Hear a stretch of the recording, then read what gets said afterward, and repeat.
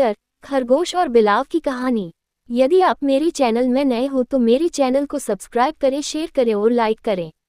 धन्यवाद। बहुत समय पहले की बात है, एक बड़े पीपल के पेड़ की खोह में कपिंजल नाम का तीतर रहता था। कपिंजल प्रतिदिन भोजन की तलाश में बाहर जाता और शाम तक अपनी खोह में आ जाता था।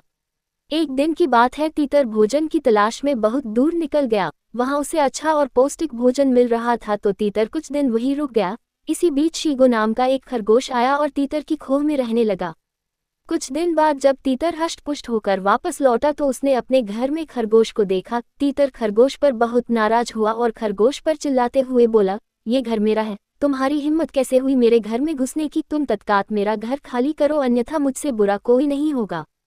खरगोश को तीतर की बातों पर गुस्सा आ गया और अपनी अकड़ दिखलाते हुए खरगोश बोला, तुम कभी इस घर में रहते होगे, ये घर उस समय तुम्हारा होगा, परंतु अब तो इसमें मैं रह रहा हूँ तो ये घर मेरा हुआ। तुम्हें जो करना है कर लो, मैं ये घर खाली नहीं करूँगा। इस प्रकार दोनों में तू मैं होने लगी। अंत में कोई हल ना निकलता देख दोनों ने निर्णय लिया कि किसी धर्मात्मा के पास चले, वही दोनों का उचित न्याय करेगा और दोनों ही उसकी बातें मानेंगे।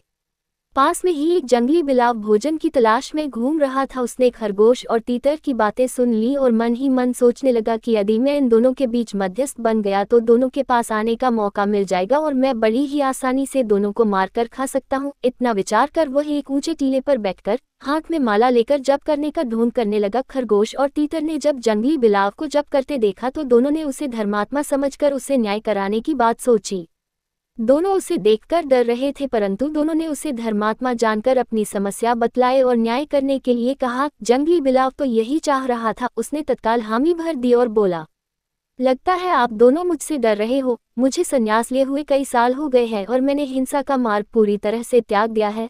अब तो मेरी उम्र हो गई है और मैं तो प्रभु की भक्ति में ही लीन रहता हूँ। वृद्ध होने से मुझे कम सुनाई देने लगा है। अगर आप दोनों मेरे पास आकर अपनी बात रखेंगे तो मैं अच्छी तरह सुन पाऊंगा और सही न्याय कर पाऊंगा। खरगोश और तीतर ने जंगली बिलाव की बातों पर भरोसा कर लिया और दोनों उसके पास जाकर अपनी समस्या बतलाने लगे। जंगली बिलाव ने मौका पाकर दोनों पर झपट्टा मारा और दोनों को मारकर खा गया।